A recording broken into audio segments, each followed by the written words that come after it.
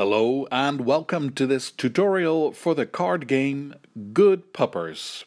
Since the setup is done so quickly, I've included it in this video instead of making a separate one.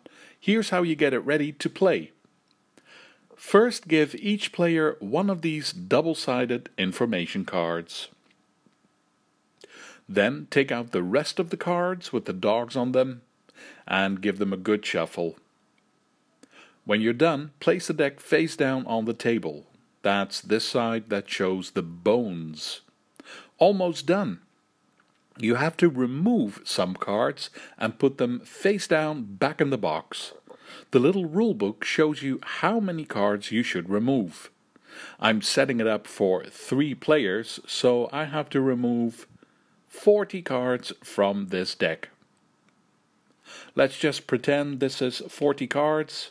They go back in the box, but keep the box on the table because during the game it's possible that you have to take cards from here if this deck on the table is depleted.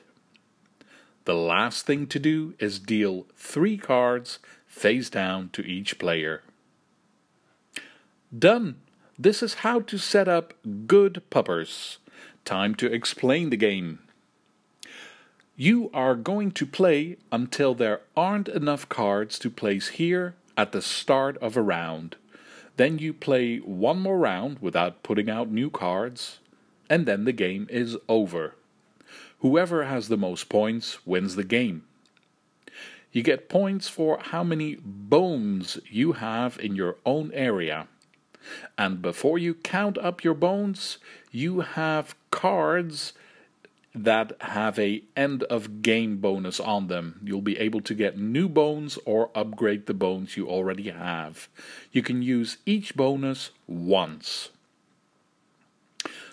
So again, you play until there aren't enough cards to place in the middle of the table at the start of a round. There might be a few cards left, but you don't use them. Then you do one more round and then the game ends. If you have the most bones, you are the winner. Now, what is a round? Each round is 4 steps. Step 1.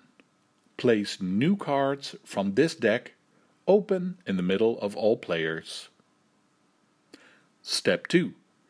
Each player chooses one card from their hand and reveals it.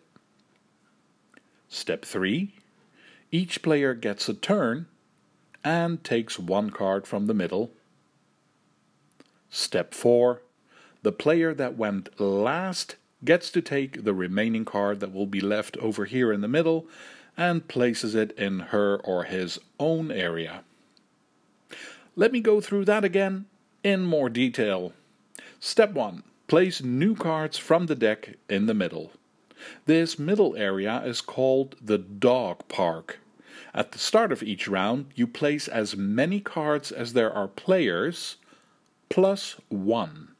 So in a game with 3 players, I reveal 4 cards. Step 2. Each player will already have 3 cards in their hand. Everyone chooses one card to play and places it face down on the table. When everybody has made a choice, you all reveal your card. Step 3. Every player gets a turn. Each card has a number on it. The player with the highest number goes first. The player with the second highest number goes second, and so on. I'll explain what you can do during your turn in a moment.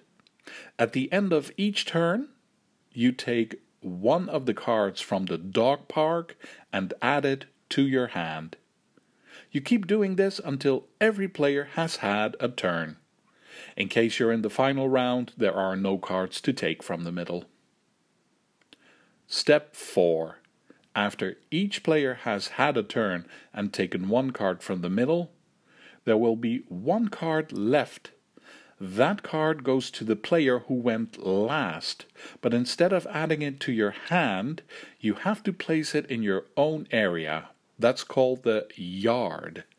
Every card has some special ability, but when you do this, you ignore whatever it says on the card. All you get to do as the last player is place this card in your own yard. That's how a round goes. Reveal cards from the main deck, choose a card from your hand, take turns, and then the last player gets an extra card to place. Next, what do you do when it's your turn? As I've said, the player turns are decided by the little number that is in the corner of each card. You go from the highest number to the lowest number. That is the player order for each round. When it's your turn, the first thing you do is place the card that you chose to play in your own yard. If it's a type of dog that you have played before, you just place your new card there. If it's a type of dog that you don't have in your yard yet, you just make a new space for it. When you've placed your new dog, you can do the special ability that it says on the card. I'll tell you about those in a moment. But when you've done whatever it says on your new card, you end your turn by taking one card from the middle here and take it into your hand so that you have 3 cards to choose from at the next round. That's what you do when it's your turn. Place the card that you chose, do whatever it says on the card, and end it by taking a new card from the dog park. That special ability on each card is always optional. You don't have to do it if you think it won't help you. We're almost done. What are the special abilities that are written on the cards? Those are just a few options, so I can explain them to you. If a card says bury a bone, you can take 1 or more cards from the main deck and slip them under the dogs. You place it with the number 1 facing up.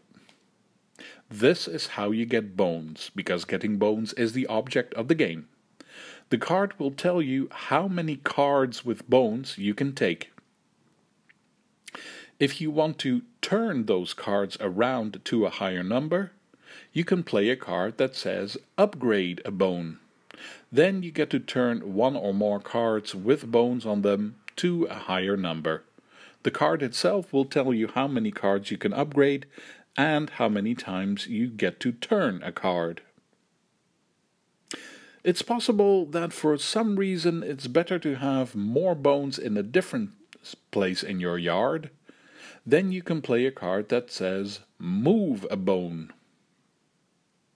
And the last ability that it can say on a card is draw a pup.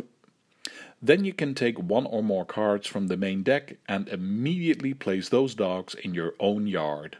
But you can't use their special abilities. We're done. This is how you play good puppers. I've got 2 last details. In this game there are also these cards. I know they don't really look like dogs, but they still identify as dogs. So, when you play one of these cards, you don't make a separate column for them. You just place them with one of the other dog types. Then this animal is also that same type of dog. And the final thing to explain, toward the end of the game it's possible that you are allowed to take new cards from the main deck. But what do you do when there are no more cards to take? Then you can take a card from the deck that you put back in the box during the setup. That's why you keep them on the table. Alright, I hope you feel like you have a good sense of how to play this game and that you'll enjoy it. Thank you for watching, feel free to leave a comment, and see you for the next one.